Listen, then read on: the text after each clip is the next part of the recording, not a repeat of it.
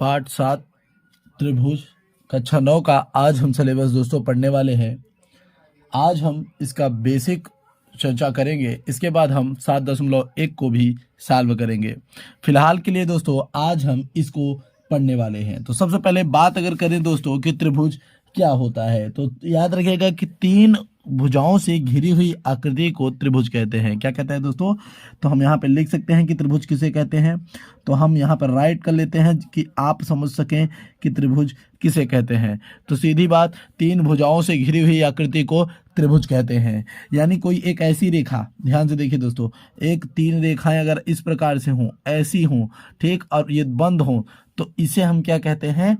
इसे हम त्रिभुज कहते हैं। और इनके हम कोणों को ए, बी एवं सी से ऐसे दर्शा सकते हैं दोस्तों। अब बात कर लेते हैं कुछ बातों की। तो याद रखिएगा कि त्रिभुज के तीनों कोणों का मान, तो बात कर लिया जाए कि त्रिभुज के तीनों कोणों का मान। तो दोस्तों याद रखिएगा त्रिभुज के तीनों कोणों का मान, जो इनके 3 कोणों का मान होता है दोस्तों, वो कितना होता है? वो टोटल 180 अंश होता है। अर्थात कहने का अर्थ ये है कोण ए प्लस कोण बी प्लस कोण सी बराबर कितना होता है दोस्तों? 180 अंश होता है। ये बात याद रखिएगा दोस्तों कि त्रिभुज के तीनों कोणों का मान 180 अंश होता है, जिनमें तीनों कोणों को जोड़ने पर 180 मान हमें प्राप्त होता है दोस्तों। इतना आपको ये बात क्लियर हो गई होगी दोस्तों। हाँ दोस्तों, अब बात याद रखिएगा कि जब हम इसको लिखते हैं तो हम इसको इस प्रकार से भी लिख सकते हैं कि त्रिभुज ए बी सी। अर्थात दोस्तों अगर बात की जाए तो त्रिभुज को हमेशा एक छोटे से त्रिभुज से डिनोट कर दिया जाता है, यानी इसे इससे दर्शा दिया जाता है। किससे दर्शा दिया जाता है? एक छोटे से जो है त्रिभुज से दर्शा दिया जाता है। तो हम जान लेते हैं कि हाँ, इसको हमने इससे दर्शा दिया है दोस्तों। अब बात कर लें कि त्रिभुज कितने प्रकार के होते हैं। तो हम अगर इस पर बात करें कि त्रिभुज कितने प्रकार के होते हैं, तो दोस्तों आसानी से बात समझिएगा। त्रिभुज के जो प्रकार हैं वो 2 तरीकों से नापे जाते हैं। किन तरीकों से? 2 तरीकों से। तो देखिए दोस्तों, एक हम नाप लेते हैं भुजाओं के आधार पे, तो एक हम नाप लेते हैं दोस्तों भुजाओं के आधार पर। एक क्या किस पे नाप लेते हैं दोस्तों? भुजाओं के आधार पर, ठीक। और दूसरा किस पे निकाल लेते हैं भैया? कोण के आधार पर। किसके आधार पर? कोण के आधार पर। तो ये बात कर लेते हैं कि भुजाओं के आधार पर, कोण के आधार पर क्या होता है। तो भुजाओं के आधार पर क्या क्या होते हैं, देखिए। अगर हम बात करें कि एक त्रिभुज की, तो आप खुद सोचिए कि हम अगर भुजाओं के आधार पर कहें कि भाई त्रिभुज कितने कलर का होता है, मतलब कितने टाइप्स का होता है, तो आप देखिए त्रिभुज में क्या हो सकता है दोस्तों, एक बार ये तीनों भुजाएं बराबर हो सकती हैं। अर्थात ए बी सी के अंदर आप ये देख सकते हैं कि ये वाली भुजा इसके बराबर हो सकती है और ये 3 के तीनों भुजाएं आपस में बराबर हो सकती हैं। हो सकती है कि नहीं? एक बार के लिए ये आपस में बराबर हो सकती हैं। तो ऐसे त्रिभुजों को हम क्या कह सकते हैं? ऐसे त्रिभुजों को हम समबाहु त्रिभुज कहते हैं। समबाहु त्रिभुज कहते हैं। ऐसी जो है त्रिभुज, ऐसा त्रिभुज जिसकी तीनों भुजाएं बराबर हो, उसे हम समबाहु त्रिभुज कहते हैं दोस्तों। जो मैं बोल रहा हूं उसे आप लिख भी सकते हैं।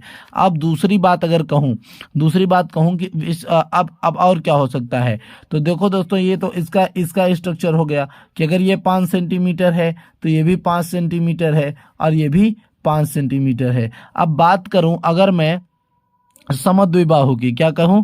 समद्विबाहु की। देखिए दोस्तों, समद्विबाहु त्रिभुज, अगर ऐसा त्रिभुज हो जिसकी 2 भुजाएं बराबर हो, कितनी भुजाएं दोस्तों? 2 भुजाएं। मान लेते हैं इसमें से अब 3 भुजा बराबर न हो के केवल 2 भुजा बराबर हो, ये 5 सेंटीमीटर हो और ये भी 5 सेंटीमीटर हो, लेकिन ये कितना हो? इतना केवल 4 सेंटीमीटर हो। तो ऐसे त्रिभुज जिनकी 2 भुजाएं बराबर हो, यहाँ पर ये भुजा और ये वाली भुजा बराबर है, अर्थात जहाँ पे 2 भुजाएं बराबर होती हैं वहां पर हम उसे समद्विबाहु त्रिभुज के नाम से जानते हैं दोस्तों। अब अगर बात करें तो तीसरा त्रिभुज हमारा कौन सा आता है, तो देखिए, एक बार मैंने क्या कहा कि आपका तीनों भुजा बराबर है और एक का मैंने कहा कि भाई 2 भुजा बराबर है। अब ऐसा हो सकता है कि कोई भी भुजा बराबर ही ना हो, ये अलग हो, ये अलग हो, ये अलग हो, जैसे ये 5 हो, ये 4 हो, ये 3 सेंटीमीटर हो, इस तरीके से।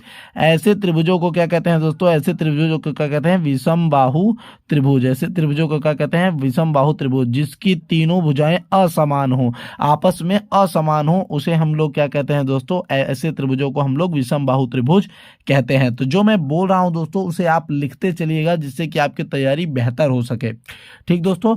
अगर अब बात करूं कोण के आधार पे, अगर मैं बात कर लूं दोस्तों कोण के आधार पे, तो कोण के आधार पर देखिए क्या क्या हो सकता है दोस्तों। तो सबसे पहला हमारा जो होता है वो होता है न्यून कोण।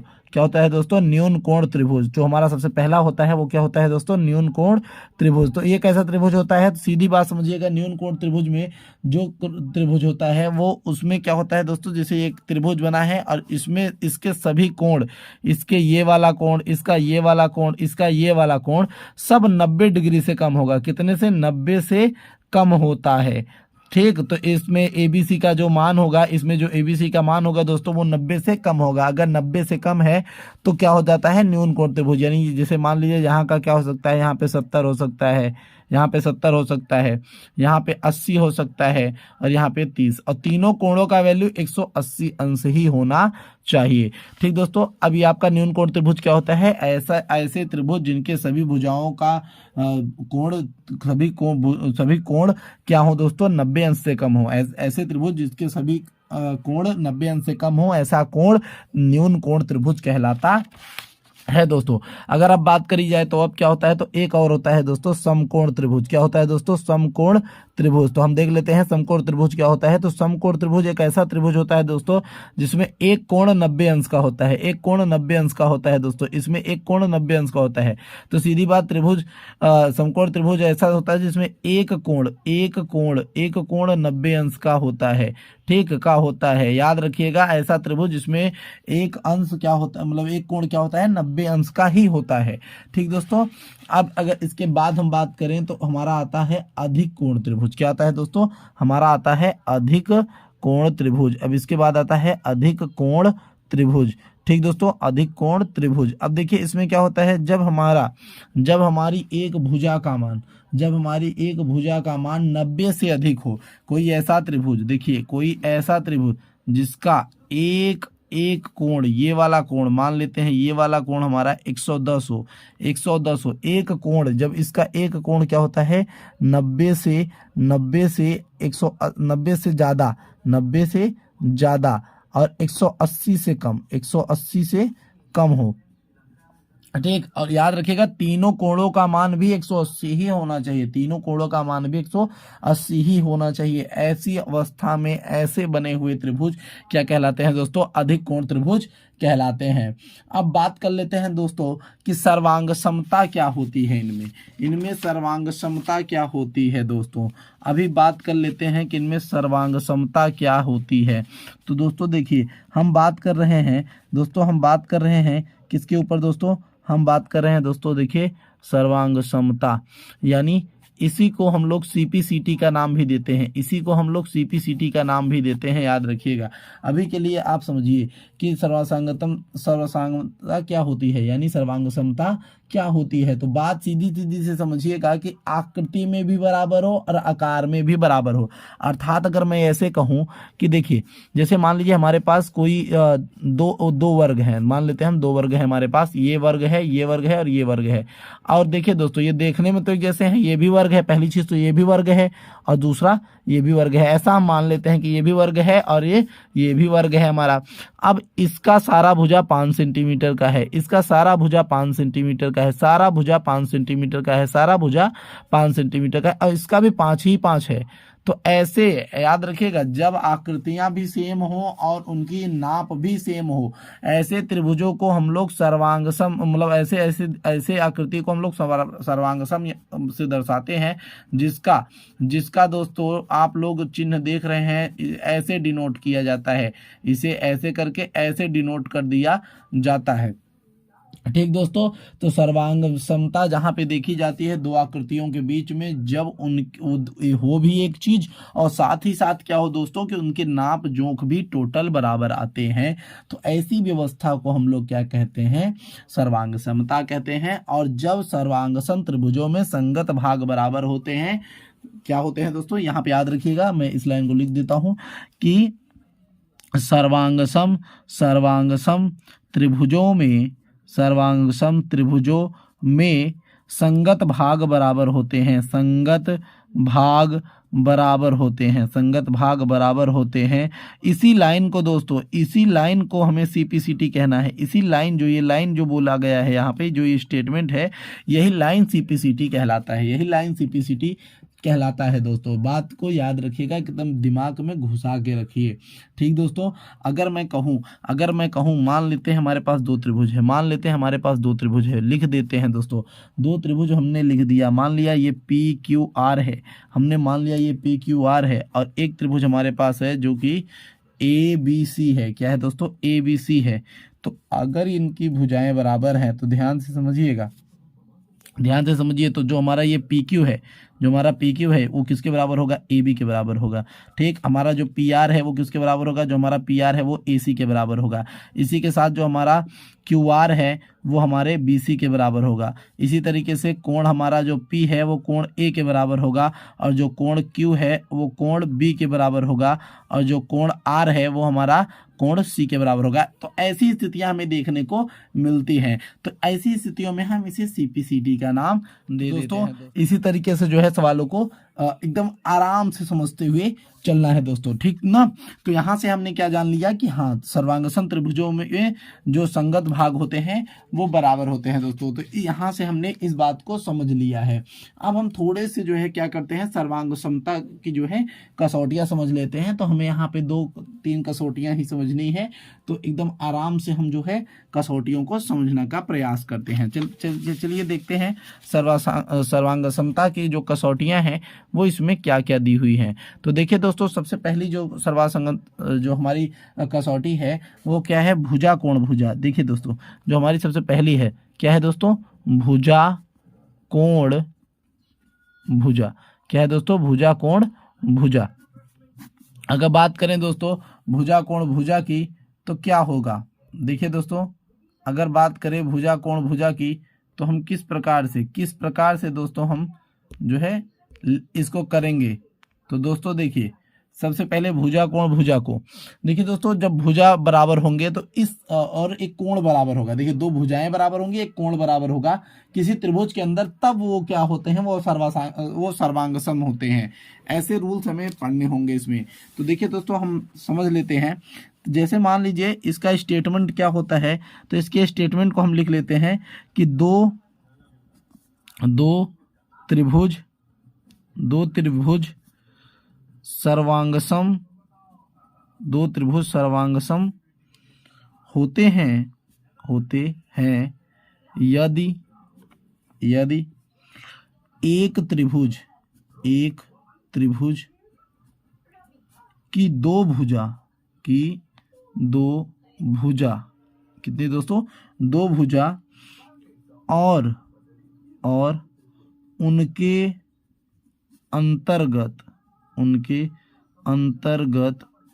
अंतर्गत कोण दूसरे त्रिभुज की दो भुजा और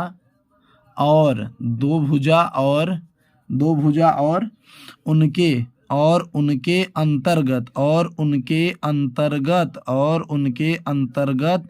कोण के बराबर हो। ऐसा देखिए दोस्तों, इसका ऐसा स्टेटमेंट है कि दो त्रिभुज सर्वांगसम होते हैं यदि एक त्रिभुज की दो भुजा और उनके अंतर्गत कोण दूसरे कोण के दो भुजा और उनके अंतर्गत कोण के बराबर हो। ऐसा स्टेटमेंट इसमें जो है प्रतिपादित है भाई। तो यानी कहने का अर्थ ये है कि जैसे मान लेते हैं दो त्रिभुज हैं, जैसे हम लिख लेते हैं, मान लेते हैं दो त्रिभुज हम बना लेते हैं। एक हमारा ए बी सी हो जाता है, और एक हमारा पी क्यू आर हो जाएगा एकदम आराम से। तो क्या हो जाएगा? एक हो जाता है पी क्यू आर, एक क्या हो जाता है दोस्तों? P Q R. तो हमने देखा कि एक हमारा पी क्यू आर हो जाता है। ठीक दोस्तों, अब इसके हिसाब से देखिए दोस्तों, अब हमें कुछ बातें एकदम स्पष्ट होती जा रही हैं। क्या स्पष्ट होती जा रहे हैं दोस्तों? कि जो हमारा त्रिभुज है ए बी सी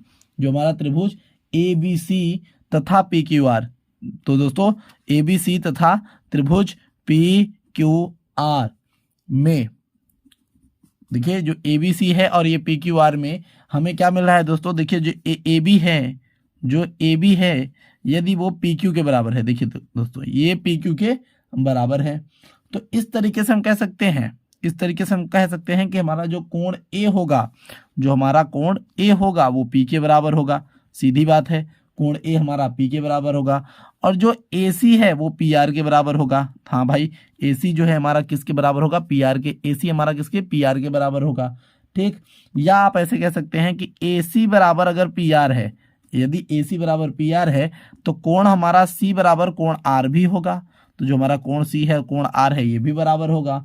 और इस तरीके से हम कह सकते हैं कि हमारा सी बी जो है वो क्यू आर के बराबर है, वो हमारा क्यू आर के बराबर है। और अगर सी बी हमारा क्यू आर के बराबर है, खुद सोचिए, अगर सी बी हमारा क्यू आर के बराबर है, अगर सी बी हमारा क्यू आर के बराबर है तो इसका मतलब कोण बी हमारा जो है किसके, कोण क्यू के बराबर है। और फिर बी ए बराबर होगा क्यू पी के। फिर क्या होगा, बी ए हमारा बराबर होगा क्यू पी के। ठीक दोस्तों, तो इस तरीके से तब हम लिख सकते हैं कि भाई तब हम क्या लिख सकते हैं, देखिए तब हम लिख सकते हैं दोस्तों कि तब हमारा जो त्रिभुज ए बी सी, जो हमारा त्रिभुज ए बी सी होगा वो सर्वांग सम होगा किसके दोस्तों, त्रिभुज पी क्यू आर के। क्यों दोस्तों, देखो हमने सिद्ध किया क्योंकि ये ए बी जो है पी क्यू के बराबर था, ए सी हमारा पी आर के बराबर था। फिर हमने देखा कि कोण ए हमारा कोण पी के बराबर था, कोण बी हमारा कोण क्यू के बराबर था, कोण सी इसके। तो हम देख रहे हैं कि तीनों चारों चीजें जो चीजें हमें चाहिए थी वो सब बराबर मिल रही हैं। अर्थात क्या निकलता है दोस्तों कि भाई एकदम आसानी से कि अगर दोस्तों दो भुजाएं और एक कोण बराबर हों तो अर्थात ये होगा कि वो चीज सर्वांगसम, यानी वो त्रिभुज आपस में सर्वांगसम होंगे। ये बात हमारे जो है सामने स्पष्ट रूप से आ रही है। ठीक दोस्तों, अब आगे देखिए, अब इसे देखिए एकदम आराम से सवालों को बस करते चलिए, मतलब समझते चलिए। अभी तो आपका सवाल स्टार्ट ही नहीं हुआ है, के लिए आपको तो केवल बस फोकस करना है कि सवाल हो कैसे रहा है। ठीक, तो देखिए अब हम बात कर लेते हैं कोण भुजा कोण के बारे में। ठीक दोस्तों, 10 में अगर आप जब पहुंचेंगे तो और आपको इसके बारे में पता चलेंगे। ठीक, तो आप यहाँ पे देख लीजिए जिसे हम कहते हैं कोण भुजा कोण। अब एक और है कोण भुजा कोण। ठीक, इसे हम नाम देते हैं ए एस ए। तो इसे दोस्तों कहते हैं ए एस ए।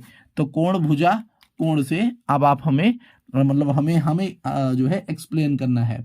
तो इसमें क्या है, इसका स्टेटमेंट क्या है दोस्तों कि दो त्रिभुज सर्वांगसम होते हैं यदि एक त्रिभुज के दो कोण और उनकी अंतर्गत भुजा दूसरे के दो कोणों और उनके अंतर्गत भुजा के बराबर हो। तो इसमें भी सेम वही कंडीशंस लगेंगे दोस्तों, सेम वही कंडीशन, कोई दूसरा कंडीशन नहीं। फिर से वही व्यवस्था, त्रिभुज ए बी सी, त्रिभुज ए बी सी और फिर से वही पी क्यू आर। ठीक दोस्तों, इसमें बोला है दोस्तों सेम वही चीज है, कोई अलगाव नहीं होगा। तो आप यहाँ पे लिख सकते हैं कि दो कोण बराबर बोला है तो कोण बी बराबर कोण क्यू है। तो दो कोण बराबर कहा है करने के लिए, ठीक, उसमें जो भी था। तो इसी तरीके से इसमें बोला है कि दो कोण बराबर हैं तो कोण क्यू, देखिए कोण हमारा क्या है, कोण हमारा बी बराबर कोण क्यू है। ठीक, हमने कह दिया भाई चलिए कोण बी बराबर हमारा कोण क्यू है। ठीक, तो इस तरीके से हम क्या कर देखते हैं कि जो हमारा बी ए है वो क्यू पी के बराबर हो जाएगा, क्योंकि कोण बराबर है ना, तो इसलिए बी ए हमारा क्यू पी के बराबर हो जाएगा। तो हम यहाँ पे लिख सकते हैं कि भैया तब तो हमारा जो बी ए है वो क्यू पी के बराबर हो जाएगा। और इस तरीके से हम जान लेते हैं कि हमारा जो कोण ए है वो कोण पी के बराबर होगा। तो जो हमारा कोण ए है वो कोण पी के बराबर होगा, इस तरीके से हम जान लेते हैं। ठीक, तो इसी तरीके से हम जब दोबारा करते हैं तो हम देखते हैं कि जो हमारा कोण ए है अगर कोण पी के बराबर है, अगर कोण ए है और वो कोण पी के बराबर है तो इसका अर्थ ये है कि जो हमारा ए सी वाली लाइन है और ये पी आर वाली लाइन, ये दोनों बराबर होंगी, ये दोनों बराबर होंगी दोस्तों कि ए सी बराबर पी आर। ठीक, तो इस तरीके से फिर देखिए दोस्तों ये हमारा कोण सी हो जाता है और ये कोण आर बराबर हो जाएगा। देखिए दोस्तों अगर भुजाएं बराबर हैं तो अर्थात है कि कोण भी बराबर ही होंगे। याद रखिएगा, अगर भुजाएं बराबर हैं तो अर्थात कोण भी बराबर ही होंगे। फिर हम लिख सकते हैं कि कोण सी बराबर अगर कोण आर है तो इसका अर्थ है कि जो हमारा सी बी बराबर आर क्यू हो जाएगा। ठीक, और उसके बाद कोण बी बराबर कोण क्यू हो। ठीक, तो अब ये सब जब हमें बराबर मिल जाते हैं तो हम लिख सकते हैं कि त्रिभुज ए बी सी बराबर त्रिभुज पी क्यू आर है। ठीक दोस्तों, ऐसे हम लिख सकते हैं कि त्रिभुज ए बी सी बराबर त्रिभुज पी क्यू आर है। एकदम आराम से दोस्तों हमने ऐसे करके यहाँ पर इसको भी सिद्ध कर लिया। ठीक दोस्तों, अब हम कुछ बात कर लेते हैं दोस्तों त्रिभुज के कुछ गुण धर्मों की।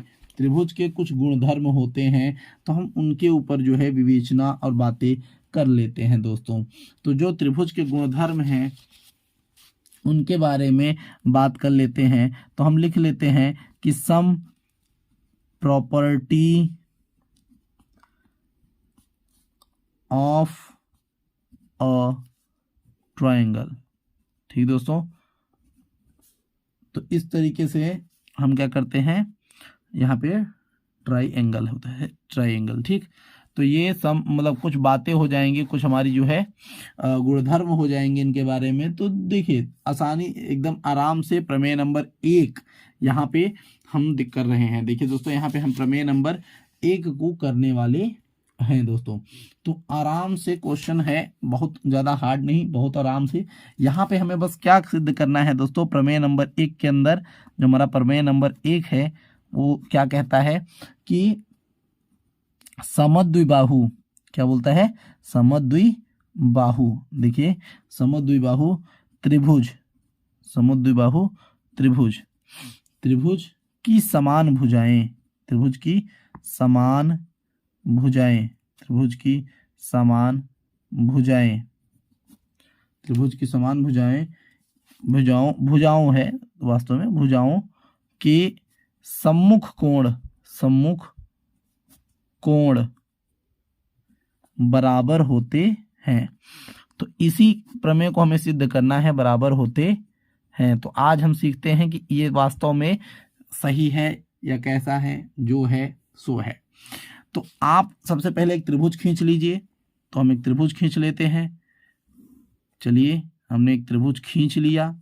इस त्रिभुज में इसका नाम ए रख दिया हमने, इसका नाम बी रख दिया और इसका नाम हमने सी रख दिया। चलिए, इसका नाम हमने सी रख दिया। अब देखिए दिया क्या है, तो दिया है इसमें, देखिए दोस्तों दिया है ना, दिया है कि भाई इसमें दो त्रिभुज, दो भुजाएं बराबर हैं। तो हम कह सकते हैं, मान लेते हैं हम कि ए बी और ए सी। तो दिया है कि ए बी और ए सी बराबर है। ठीक, और सिद्ध करना है हमें, तो इस तरीके से सिद्ध करना है हमें, सम्मुख कोण बराबर होते हैं, सिद्ध करना है कि अगर ये बराबर है तो ये कोण बी और ये कोण सी बराबर होगा। देखिए जैसे कि हमने पिछले वाले में हमने किया नहीं, कोण सी और कोण का आर बता रहे थे कि हाँ ये वाला इसके बराबर है, ये वाला इसके बराबर है। अब इसमें यही बोल रहा है दोस्तों कि कैसे सिद्ध करना है। तो देखिए कोण बी की जो है कोण सी पर हमें क्या करना है दोस्तों, इसी को हमें सिद्ध करना है। तो चलिए दोस्तों हम सिद्ध करके दिखा देते हैं, जिससे कि आपको पीछे लग रहा था ना कि सर कैसे कर रहे हैं, तो यहाँ पे आप समझिए कि ये कैसे होता है। ठीक, तो हम यहाँ पे देखते हैं। तो सबसे पहले हम यहाँ पे कुछ रचना कर लेते हैं। तो यहाँ पे हम कुछ रचना कर लेंगे दोस्तों। हम क्या करते हैं दोस्तों रचना के अंदर कि हम क्या करेंगे, कोण ए का समद्विभाजक खींच लेते हैं। समद्विभाजक क्या करते हैं दोस्तों, खींच लेते हैं बी डी। अब बी डी और हाँ बी डी को काटता है, बी डी को डी बिंदु पर काटता है। तो हम ऐसे डी बिंदु पर काटता है, इस तरीके से का समद्विभाजक बी डी को डी बिंदु पर काटता है, यानी यहाँ पर ये रहा, हमने इसकी रचना कर ली है, डी बिंदु पर काटता है। तो ऐसे आप लिख सकते हैं, ये हमारी रचना है, काटता है। ठीक दोस्तों, ये हमारी रचना है। अब हम यहाँ पे उपपत्ति लिख सकते हैं। एकदम देखिए आराम से, जैसे क्वेश्चन किया जाता है मैं एकदम वैसे ही आपको बता रहा हूँ। ठीक, तो हम यहाँ पे लिख सकते हैं कि कोण ए का समद्विभाजक AD है। क्या है दोस्तों, AD है। तो देखिए ये हमारा AD क्या है, इसको बराबर बांटता है और इसे भी बराबर बांट रहा है, नहीं बांट रहा है वो इच्छा के ऊपर, लेकिन याद रखिएगा इसे ये हमेशा बराबर बांट रहा है क्योंकि ये इसका समद्विभाजक है। इसको बांट रहा है कि नहीं बांट रहा है ये हमारा मैटर नहीं है, हमारा मैटर ये है कि भाई इसे बांट रहा है या नहीं बांट रहा है, बस ये मैटर हमारा मेन है। तो इस तरीके से क्या हो जाता है कि अगर ये बांट रहा है दोस्तों, तो हमारा जो BAD होगा, ध्यान से देखिए, जो हमारा BAD होगा, अगर इनको बराबर भागों में बांटा है तो ये वाला कोण जो ये वाला कोण है और ये वाला जो कोण है वो आपस में बराबर होंगे। तो हम लिख सकते हैं कि कोण BAD बराबर कोण DAC। ठीक, तो हम लिख सकते हैं कोण DAC, या आप लिख सकते हैं, या इसे आप लिख सकते हैं, इसी कोण को आप लिख सकते हैं कोण CAD। तो चाहे जो आप लिख के करिएगा दोस्तों, और इसे भी आप चाहे जो लिख के करिएगा, आपकी बस आंसर आने से अर्थ है। ठीक, चाहे आप DAC लिखिए चाहे CAD लिखिए, आंसर से मतलब रखिएगा बस। तो अब हम यहाँ पे क्या लिख देते हैं, कोण त्रिभुज BAD तथा त्रिभुज CAD में। ठीक, अब CAD में देखिए हम क्या देखते हैं कि जो हमारा AB है वो AC के बराबर है। तो हम जानते हैं कि हमारा जो AB है वो बराबर AC है। तो हमारा AB और AC बराबर है। तो इस हिसाब से और हम क्या देखते हैं कि भाई हमारा जो कोण BAD है, जो हमारा कोण BAD है वो हमारा कोण CAD के बराबर है। ठीक दोस्तों, और क्या देखते हैं हम कि जो ये हमारा AD है ये दोनों में है, ये BAD वाले त्रिभुज में भी है और ये CAD वाले त्रिभुज में है AD। तो हम यहाँ पे लिख देते हैं AD बराबर AD भैया, क्यों? क्योंकि उभयनिष्ठ है। तो हम ऐसा लिख सकते हैं कि उभयनिष्ठ है, दोनों साइड से उभयनिष्ठ है। तो इस तरीके से हम क्या कह सकते हैं कि जो हमारा त्रिभुज है BAD वो बराबर है त्रिभुज ACD के। तो जो हमारा त्रिभुज BAD है, जो हमारा ये वाला त्रिभुज है, वो इस वाले त्रिभुज के बराबर है, ऐसा हम लिख सकते हैं दोस्तों। अब आप जानते हैं कि अगर ये बराबर है आपस में, तो इस तरीके से हम इसको लिख सकते हैं कि कोण ABD बराबर होगा कोण ACD के। किससे भैया, किससे?